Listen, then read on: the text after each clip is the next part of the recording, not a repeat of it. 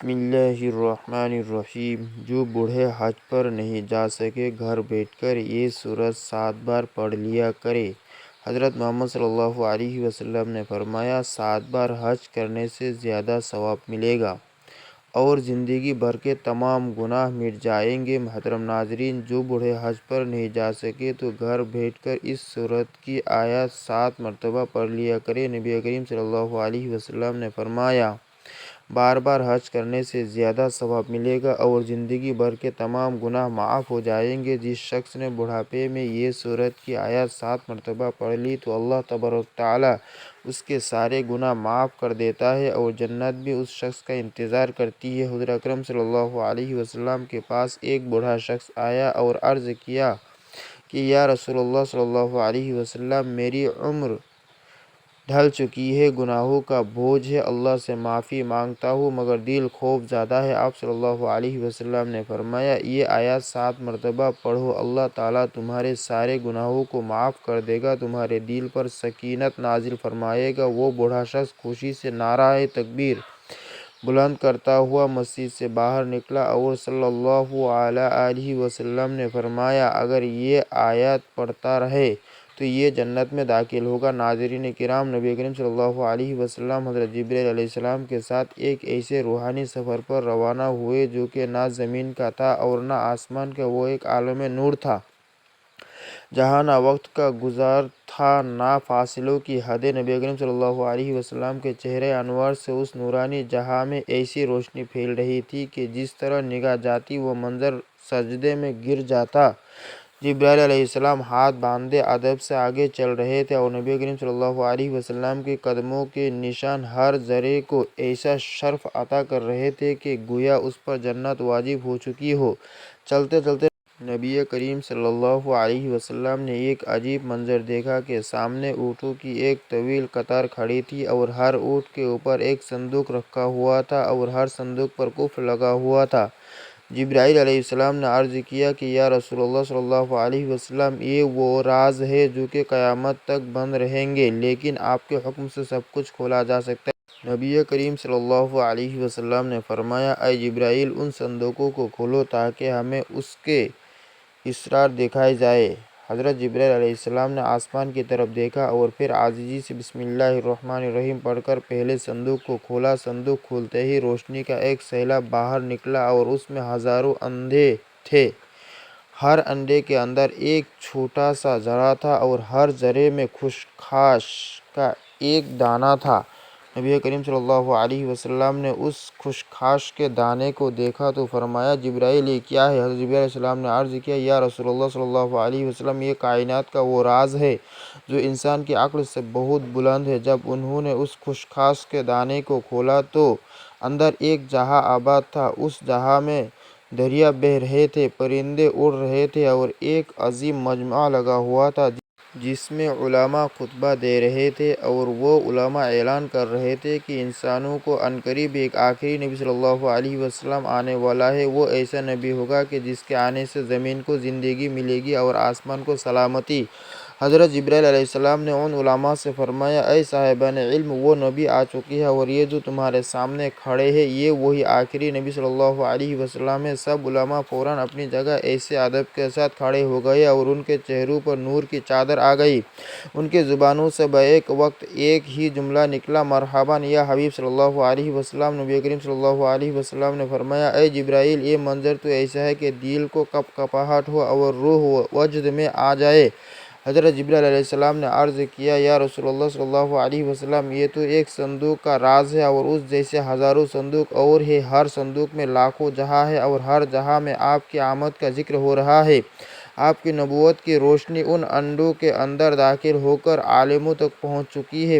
پھر پیارے آقا صلی اللہ علیہ وسلم ایک اور صندوق کے قریب گئے۔ جبرائیل علیہ السلام نے بسم اللہ پڑھے اور صندوق کھولا تو اندر ایک شہر تھا اور اس شہر کے در و دیوار پر لکھا ہوا تھا لا الہ الا اللہ محمد رسول اللہ۔ اس شہر کے ہر مکین کی پیشانی پر نور تھا اور سب ذکر کر رہے تھے۔ یہ منظر دیکھ کر نبی کریم صلی اللہ علیہ وسلم کی آنکھوں میں آنسو آ گیا اور فرمایا کہ جبرائیل علیہ السلام یہ کون لوگ ہیں؟ جبرائیل علیہ السلام نے کہا یہ آپ کی امت ہے جو ابھی دنیا میں نہیں آئے مگر ان کے دلوں میں آپ کی محبت رکھی جا چکی ہے، ان کا رزق، ان کی دعا، ان کا ایمان سب اسی ذکر سے ہے۔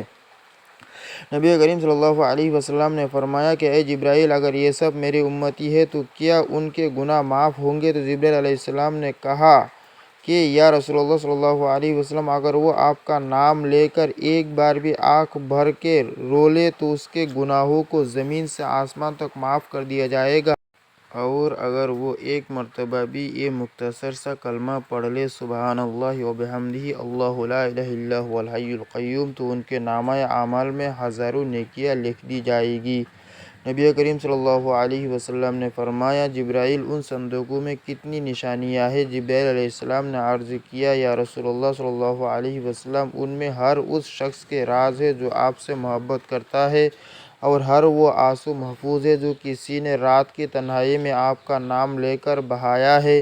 ناظرین کرام جان لیجیے کہ اللہ تبارک تعالیٰ نے فرماتا ہے کہ اے ابن آدم ہم نے تجھے مٹی سے پیدا کیا اور مٹی میں ہی لوٹا دیں گے، مگر اس درمیانی سفر میں تجھے عقل دی، شعور دیا، اعضاء دیے، دل دیا، آنکھ دیے، کان دیے، زبان دیے اور سب سے بڑی نعمت یہ دی کہ تجھے ہم نے اپنے بندوں میں چن لیا اور تجھ سے کہا کہ دیکھ یہ زندگی کھیل تماشا نہیں ہے، ہم نے تیری زندگی کے ہر مرحلے کو نشاندہی کے ساتھ بنایا۔ جب تو رحم نطفہ تھا تو ہم نے تیری تخلیق شروع کی، پھر گوشت کا لوتھڑا، پھر اس میں روح پھونکی اور جب تو پیدا ہوا تو والدین کی گود میں خوشی کا محور بنا، دودھ پیا، غذا کھائی، پھر کھیل کود میں مشغول ہوا، پھر جوانی آئی جسے سجین کہا گیا، پھر داڑھی نکلی اور تو غلام کہلایا، پھر مرحق ہوا جب پورے جوش سے مرد بن گیا، پھر شباب کہلایا، پھر رجل، پھر کہول جب 30 سال کی عمر پار کی، پھر جب 40 کا ہوا تو شیخ کہلایا، پھر جب عمر ڈھلنے لگی، ہڈیاں کمزور ہوئی، بینائی کمزور ہوئی تو ارذل عمر میں داخل ہوا اور یہاں سے زندگی کا زوال شروع ہوا۔ حضرت انس رضی اللہ عنہ سے مروی ہے کہ رسول اللہ صلی اللہ علیہ وسلم نے ارشاد فرمایا کہ جن کی عمر اسلام میں 40 سال کو پہنچ جائے اللہ تعالیٰ اس کو 3 بڑے بیماریوں سے محفوظ فرماتا ہے، جنون، جذام اور برص، اور جب وہ 50 سال کی عمر کو پہنچتا ہے تو اللہ اس پر حساب کو آسان فرما دیتا ہے۔ جب وہ 60 سال کا ہوتا ہے تو اللہ تعالیٰ اس کو اپنی طرف رجوع کرنے کی توفیق دیتا ہے، اور جب 70 سال کا ہو جاتا ہے تو آسمان والے اس سے محبت کرنے لگتے ہیں، اور جب وہ 90 سال کا ہو جاتا ہے تو اللہ تعالیٰ اس کے تمام پچھلے گناہ معاف فرما دیتا ہے۔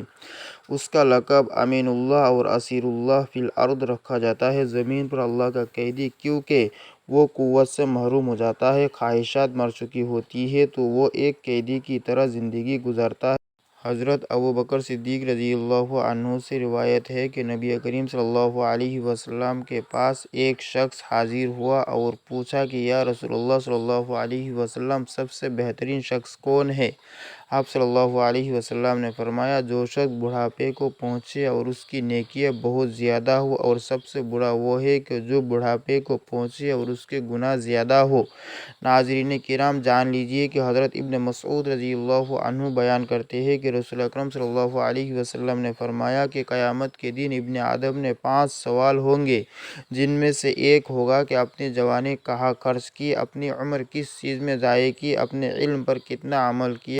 حضرت علی رضی اللہ تعالیٰ عنہ کے پاس ایک شخص آیا اور کہنے لگا کہ میرے بال سفید ہوتے جا رہے ہیں، یہ کس چیز کی علامت ہے؟ فرمایا کہ یہ یاد دہانی ہے کہ تو اس دنیا میں نہیں رہے گا اور عن قریب اس دار فانی سے رخصت ہونے والا ہے۔ ناظرین کرام حضرت سعد رضی اللہ عنہ سے روایت ہے کہ نبی کریم صلی اللہ علیہ وسلم نے فرمایا کہ نمازوں کے بعد یہ دعا کرو، اے اللہ میں بزدلی سے تیری پناہ مانگتا ہوں، ارض العمر طرف لوٹائے جانے سے تیری پناہ میں آتا ہوں اور قبر کے عذاب سے تیری پناہ مانگتا ہوں۔ جان لیجیے کہ ارض العمر سے مراد وہ عمر ہے کہ جب انسان بچپن کی حالت کی طرح واپس لوٹ جاتا ہے۔ نہ وہ خود کی صفائی رکھ سکتا ہے، نہ ہی سونگنے، دیکھنے اور سننے کی طاقت رہتی ہے، اور گھر والوں کے لیے بوجھ بن جاتا ہے۔ عقل کمزور ہو جاتی ہے اور لوگ موت کی تمنا کرنے لگتے ہیں۔ علامہ عینی رحمۃ اللہ علیہ فرماتے ہیں کہ ارض العمر وہ عمر ہے کہ جس میں انسان اپنی عقل کھو دیتا ہے، سمجھنے کی طاقت نہیں رہتی، یادداشت ختم ہو جاتی ہے۔ ایسے شخص کی حالت معذور بچے جیسے ہو جاتی ہے، وہ عبادت نہیں کر سکتا، حتیٰ کہ وہ کسی انسان کو نہیں پہچان پاتا۔ جان لیجیے کہ حضرت عطا نے حضرت ابن عباس رضی اللہ تعالیٰ عنہ سے روایت کی ہے کہ جو شخص قرآن کی تلاوت کرتا رہتا ہے، اللہ تعالیٰ اسے ارض العمر کی طرف نہیں لوٹاتا۔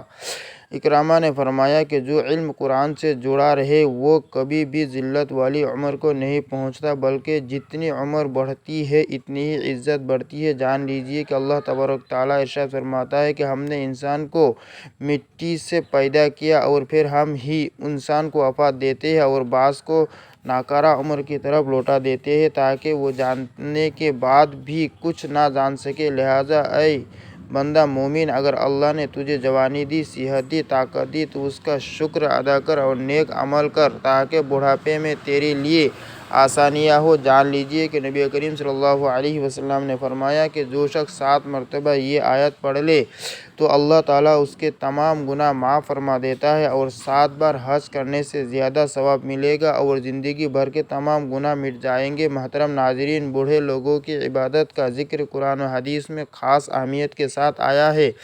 بڑھاپے میں عبادت کرنا نہ صرف اجر عظیم کا باعث ہے بلکہ یہ آخرت کی کامیابی کا ذریعہ بھی ہے۔ قرآن پاک میں اللہ تعالیٰ فرماتے ہیں اور جو کوئی نیک عمل کرے گا، خواہ مرد ہو یا عورت، بشرطیکہ وہ مومن ہو، تو یہی لوگ جنت میں داخل ہوں گے اور ان کے ساتھ ذرہ برابر بھی ناانصافی نہیں کی جائے گی۔ بوڑھے افراد اگر عمر کے آخری حصے میں بھی نیک اعمال کرتے ہیں تو ان کے لیے یہ آخرت میں نجات کا سبب بن سکتا ہے۔ بڑھاپا توبہ اور رجوع اللہ کا بہترین وقت ہے۔ نبی کریم صلی اللہ علیہ وسلم نے فرمایا، اللہ تعالیٰ بندے کی توبہ قبول کرتا ہے جب تک کہ اس کی روح حلقوم تک نہ پہنچ جائے۔ بوڑھے لوگوں کو چاہیے کہ وہ اپنی زندگی کے آخری لمحات میں کثرت سے استغفار کرے اور اللہ سے معافی مانگے۔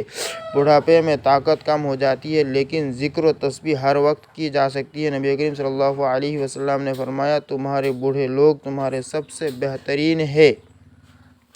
بوڑھے افراد اگر قرآن پاک کی تلاوت، تسبیحات یعنی سبحان اللہ، الحمدللہ، اللہ اکبر اور درود شریف پڑھتے رہے تو یہ ان کے لیے نور قبر اور آخرت میں نجات کا ذریعہ بنے گا۔ بڑھاپے میں جسمانی کمزوریاں اور بیماریاں عام ہو جاتی ہیں لیکن صبر کرنا اور اللہ کا شکر ادا کرنا بھی عبادت ہے۔ اللہ تعالیٰ فرماتے ہیں، اور اگر تم صبر کرو اور پرہیزگاری اختیار کرو تو یہ صبر کرنا ہمت کے کاموں میں سے ہے۔ بوڑھے لوگوں کی دعائیں خاص طور پر قبول ہو جاتی ہیں کیونکہ وہ خلوص کے ساتھ اللہ سے مانگتے ہیں۔ نبی کریم صلی اللہ علیہ وسلم نے فرمایا، 3 لوگوں کی دعا رد نہیں ہوتی: مظلوم کی دعا، مسافر کی دعا اور باپ کی دعا اپنے بیٹے کے خلاف۔ بوڑھے لوگوں کو چاہیے کہ وہ اپنی باقی ماندہ زندگی اللہ کی عبادت، توبہ، ذکر اور دعا میں گزار دیں۔ یہ نہ صرف ان کے گناہوں کا کفارہ بنے گا بلکہ انہیں آخرت میں بلند درجات عطا کرے گا۔ اللہ تعالیٰ ہم سب کو عمر عزیز کے آخری حصے کو نیکی میں گزارنے کی توفیق عطا فرمائے، آمین۔ حضور صلی اللہ علیہ وسلم کے پاس ایک بوڑھا شخص آیا اور عرض کرنے لگا، یا رسول اللہ صلی اللہ علیہ وسلم، میری عمر ڈھل چکی ہے، گناہوں کا بوجھ ہے، اللہ سے معافی مانگتا ہوں مگر دل خوف زدہ ہے۔ آپ صلی اللہ علیہ وسلم نے فرمایا، یہ آیات 7 مرتبہ پڑھ لو، اللہ تعالیٰ تمہارے سارے گناہوں کو بخش دے گا اور تمہارے دل پر سکینت نازل فرمائے گا اور 7 بار حج کرنے سے زیادہ ثواب ملے گا اور زندگی بھر کے گناہ مٹ جائیں گے۔ قرآن مجید میں ایک ایسی آیت ہے جس کے بارے میں بعض احادیث میں ذکر آیا ہے کہ اس سے پڑھنے سے حج جتنا ثواب ملتا ہے۔ یہ آیت سورہ آل عمران کی آیت نمبر 97 ہے۔ فیہ آیۃ بینات مقام ابراہیم ومن دخلہ کان آمنا وللہ علی الناس حج البیت من استطاع الیہ سبیلا ومن کفر فإن اللہ غنی عن العالمین۔ ترجمہ: اس کعبے میں کھلی نشانیاں ہیں، مقام ابراہیم ہے، اور جو اس میں داخل ہوا وہ امن پا گیا۔ اللہ کے لیے لوگوں پر اس گھر کا حج کرنا ہے جو اس تک پہنچنے کی استطاعت رکھتا ہو، اور جو کوئی انکار کرے تو بے شک اللہ سارے جہان سے بے نیاز ہے۔ حدیث میں آیا ہے کہ جو شخص یہ آیت پڑھے اسے ایک حج کا ثواب ملتا ہے۔ ایک روایت کے مطابق نبی کریم صلی اللہ علیہ وسلم نے فرمایا، جو شخص سورہ آل عمران کی آیت وَلِلَّهِ عَلَى النَّاسِ حِجُّ الْبَيْتِ پڑھے اس کے لیے ایک حج کا ثواب لکھا جاتا ہے۔ البتہ یہ فضیلت ثواب کے اعتبار سے ہے، یعنی یہ آیت پڑھنے سے حج کے برابر ثواب ملتا ہے، لیکن یہ حج کے فرض ہونے کی جگہ نہیں لے سکتی۔ جو شخص استطاعت رکھتا ہو اس پر حج کرنا فرض رہے گا۔ اس آیت کو روزانہ پڑھنا ایک بہترین عمل ہے، خاص طور پر ان لوگوں کے لیے جو حج کی سعادت حاصل نہیں کر پاتے۔ اللہ تعالی ہمیں اس کے فضائل سے نوازے، آمین۔